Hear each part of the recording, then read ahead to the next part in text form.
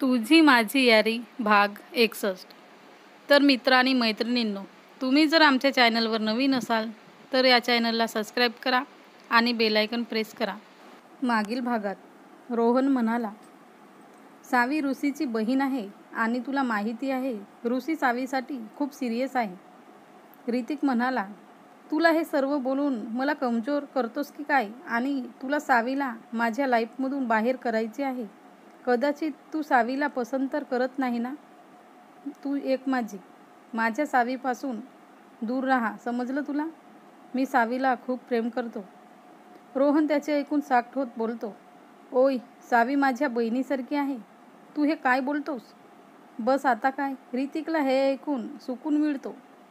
तो थँक्यू बोलून call cut करतो. तर आतापासून पुढे कॉल कट करून ऋतिक स्वतःशीच बोलतो, थँक गॉड. मला वाटलं होतं की सावीला हासिल करण्यासाठी रोहन माझ्या अरायवल तर नाही. मला माहिती आहे देवा, तुम्ही मला फक्त सावीसाठी एकुलता एक बनविले जो तिला खूप प्रेम करतो. कॉलेजमध्ये आभा स्वीटीसोबत बसली होती. आभा तिला म्हणाली, ही सावी कुठं गेली? आपली क्लास सुरू होईलच थोड्या वेळात. आणि मॅडम काय माहिती कुठं गेली? स्वीटी म्हणाली, अरे ती तर कॉलेजच्या बाहेर गेली. तिला कोणाचा तरी कॉल आलेला होता. मी तिला विचारलीसुद्धा, पण ती पळतच गेली. माझ्याशी काही बोलली पण नाही. आबा हे ऐकून हैराण होती. तिला हे ऐकून थोडा विचित्रच वाटते की सावी तिला काहीच न सांगता निघून गेली आणि ती पटकन आपल्या फोनमध्ये तिचा नंबर पाहत होती. तिला कॉल करण्याचा ती विचार करते, पण जसं ती फोनवर तिच्या नंबरवर कॉल करणारच होती, तेवढ्यात तिची नजर समोर जाते, ज्याला पाहून ती आणखी हैराण होते. समोरून सावी असं धावत येत होती जसं काही तिच्या मागे पोलीस लागले आहेत, जसा काही चोर पोलीसचा गेम चालू आहे. ती धावत धावत आभाकडे येत होती. सावी तिच्या जवळ येऊन तिच्या मागे लपायला लागते आणि बोलते, आभा प्लीज मला वाचव, मला कुठंतरी लपव यार, नाहीतर तो मला पकडेल. तो मिस्टर मजनू परत आलाय. मी कुठं जाऊ, कुठं लपू? तो इकडेच येत आहे. प्लीज हेल्प मी आभा. आभा म्हणाली, सावी तू काय बोलत आहे? तुला कळतंय का कोण परत आलाय? तू अशी का लपतेस? स्वीटी म्हणाली, काय झालं तुला सावी? याआधी मी तुला असं कधीच बघितलं नाही. सावी म्हणाली, तुम्हा दोघींना म्हटलं ना मी की मला कुठंतरी लपवा. तुम्हाला का समजत नाही आहे? तर मग आबा सावीला म्हणते, रिलॅक्स सावी, आधी हे सांग की कोण येत आहे? सावी म्हणाली, अरे यार, तो चिपकू ओजस येत आहे, तुला माहिती आहे ना. आणि माझ्या पप्पाने त्याला यावेळी लग्न करायला इथं पाठविले. मला नाही करायचे त्याच्याशी लग्न. सावीने हे सर्व आभाला एका श्वासात म्हटले. आबाला हे ऐकून खूप हसू येते. आभा म्हणाली, पागल, मला तू घाबरवूनच टाकले होते. तो ओजस आलाय तर तू असं पडत आहे जसं की कोणी गुंडा लागलाय तुझ्या मागे. स्वीटीही हसते. त्या दोघीही हसतात. ती म्हणते, काय यार सावी, एकुलता एक मुलगा आहे जो कितीतरी वर्षापासून तुझ्या मागे लागलाय. तुला तो पसंत करतोय आणि एक तू आहेस की त्याच्यापासून दूर पडतेस. सावी म्हणाली, तुम्ही दोघी चूप व्हा, नाहीतर मला राग येईल. मग मला म्हणा नको की मी नाही सांगितलं तुम्हाला म्हणून. सावी त्यांना रटकारत म्हणते. दोघीही चूप होतात. त्या दोघींना खूप हसू येत होते, तर त्या दोघींच्या चेहऱ्यावर हसू दिसतेच. सावी काही विचार करत बोलते, आता तर मला काहीतरी करावेच लागेल ज्यावरून ओजस इथून निघून जाईल. तेवढ्यात तिला मिहीरने म्हटलेले आठवते. ती मिहीरला कॉल करते. तू कुठं आहेस मिहीर? मला तुझी मदत पाहिजे. तू पटकन इथं ये. मिहीर म्हणतो, माझी मदत? आणि तुला? आणि मी का करू तुझी मदत? सावी म्हणते, मिहीर, तू नाही तर आणखी कोण करेल माझी मदत? तसंही हा तुझा आयडिया होता ना की एक फेक बॉयफ्रेंड बनवून पप्पाच्या समोर येणे आहे म्हणून. मिहीर हैराण होऊन बोलते, अरे यार, मी फक्त तुला एक आयडिया दिला होता. याचा अर्थ हा नाही की मी तुझा फेक बॉयफ्रेंड बनू. आणि तुला काय, मी काय पागल दिसतोय की काय? माझीही एक लेवल आहे आणि तू तर माझ्यासोबत अजिबात मॅच करत नाहीस. सावीला आता खूप राग येते. ती रागाने बोलते, अच्छा, तुला मला हे म्हणायचे आहे की माझा काही लेवल नाही? मिहीर तर घाबरतो की सावीला खूप राग आलाय. मिहीर म्हणतो, अरे सावी, माझा तसा काहीच अर्थ नव्हता म्हणण्याचा. तू तर खूप ब्रेव आहेस आणि मी तुला किती घाबरतो तुला माहीत आहे ना. ॲक्च्युली सावी, मी बाहेर आहे. मला एका म्युझिक कंपनीतून कॉल आलेला, तर मी तिथं जात आहे. मी कशा प्रकारे तुझी मदत करू शकतो? सावी त्याचे ऐकून पटकन कॉल कट करते आणि आभा स्वीटीला बघते, जे की आत्ताही तिला हसत होत्या. ऋतिक कॅन्टीनमध्ये येत होता. तो विचार करत चालत होता की आज मी सावीला कसं सांगू की नको की मी तिला प्रेम करतो. तेवढ्यात त्याला एक हँडसम मुलगा दिसतो आणि तो मुलगा कॉलेजमध्ये कोणाला तरी शोधत होता. ऋतिक त्याला लक्षपूर्वक बघतो आणि बोलतो, असं वाटतंय हा या कॉलेजमध्ये नवीन आहे.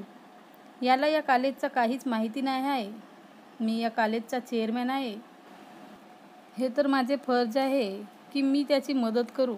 ऋतिक त्या मुलाजवळ जातो आणि बोलतो, तू ह्या कॉलेजमध्ये पहिली वेळ आलाय का? तो मुलगा म्हणतो, हो. ऋतिक म्हणतो, मी ह्या कॉलेजचा चेअरमॅन आहे, ऋतिक गुप्ता.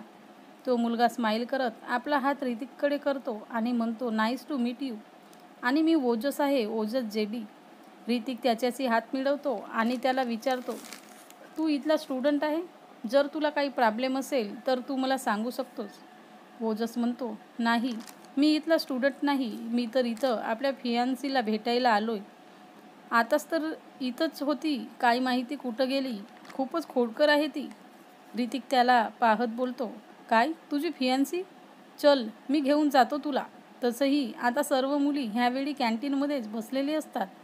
क्लाससाठी थोडी वेळ आहे, तर तू तिला भेटू शकतोस. दोघंही कॅन्टीनकडे जातात. ऋतिक त्याला विचारतो की तो आपल्या फियांसीला खूप प्रेम करतो का? ओजस उत्तर देतो, हो. ती सर्व मुलींमध्ये वेगळी आहे, खूप जास्त सुंदर. तुम्हाला माहिती आहे, मी जेव्हा तिला पहिली वेळ बघितलोय तेव्हा ती बाईक चालवत होती आणि ती खूप कूल वाटत होती. मी याआधी अशी मुलगी बघितलोच नव्हतो. आणि तिने माझा ॲक्सिडेंटही केला आणि माझा एक हात फ्रॅक्चर झाला आहे. पण मला त्या ॲक्सिडेंटचा काहीच दुःख नाही झाला, कारण मला त्यानेच माझा प्रेम भेटला आहे. ऋतिक त्याचे ऐकून बोलतो, अरे वा, तू खूप प्रेम करतोस तिला. ज्यावर ओजस एक स्माईल करतो. ते दोघंही असंच बोलत बोलत कॅन्टीनकडे आले होते. ते कॅन्टीनचे आत शिरतात. कॅन्टीनमध्ये सावी आपला डोका पकडून होती की आता ती काय करेल. तिला काहीच समजत नव्हते. आभा म्हणाली, हे बघ सावी, तू अशी स्वतःला त्रास करून घेऊ नको. मला वाटते ओजस इथून निघून गेलाय. तसंही हा कॉलेज इतकं मोठं आहे, तर तू त्याला दिसली नसशील. स्वीटी म्हणते, हो सावी, आभा एकदम करेक्ट बोलते. आता प्लीज रिलॅक्स हो तू. ऋतिक, जो की ओजसशी बोलत होता, तेवढ्यात त्याची नजर सावी आणि आभावर जाते. मग तो सावीला पाहून स्माईल करतो. ऋतिक म्हणतो, असं वाटते तुझी फियांसी इथंही नाही. चल, आपण कॉफी पिऊया. ऋतिक ओजसला घेऊन आभा आणि सावीजवळ नेतो. सावी आत्ताही डोक्यावर हात ठेवून बसली होती. ती आपल्यातच बोलत होती. ओजस जसं त्या तिघांजवळ जातो आणि सावीला पाहून तो म्हणतो, फायनली तू भेटली.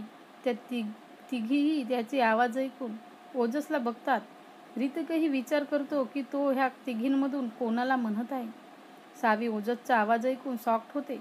तेवढ्यात ओजस सावीला मिठी मारतो आणि बोलतो, तू मला बघून अशी पळत का आलीस? हे बघ सावी, तू मला आपल्या मागे पळवू शकतेस. मला काही प्रॉब्लेम नाही, बस तू माझ्यापासून दूर जाऊ नको. ऋतिक जसं हे बघतो की ओजसने सावीला मिठी मारली आहे, तर त्याला खूप राग येतो. पण सावी तर काहीच रिॲक्ट करत नव्हती. त्याला ह्या गोष्टीचा अंदाज लागते की ओजसची फियांसी सावी आहे. त्याला हे बघून झटकाच लागतो. त्याला असं वाटते जसं की त्याने ताजमहल बनविले आणि त्यावर हक्क ओजसचा आहे. त्याला आता ओजसचा खूप राग आला होता. त्याच्या मनात चालू होते की तो ओजसला सावीपासून दूर करावे आणि त्याचे हातपाय तोडावे, कारण याच हातांनी त्याने सावीला पकडले होते. सावी आधीच शॉक्ड होती आणि ओजसने तिला मिठी मारली. त्याने तर ती आणखीनच शॉकमध्ये गेली. मग ती पटकन त्याच्यापासून वेगळी होऊन एक फेक स्माईल देत ओजसला म्हणते, तू इथं? तू तर अब्रॉडला गेला होता ना, तर परत का आलास? ओजस म्हणतो, कमान सावी, तू मला बघून खुश नाही का? मी तुला केव्हाचा भेटेन असा विचार करत होतो. त्यावेळी मला खूप कामं होते आणि अंकलने मला म्हटलं की तू मला खूप मिस करतेस, तर मी परत आलोय तुझ्याजवळ. मग तो ऋतिकला पाहून बोलतो, सॉरी सर, ही माझी फॅन्सी आहे, सावी कदम. हृतिकला हे ऐकून खूप वाईट वाटते आणि त्याला जलनही होते.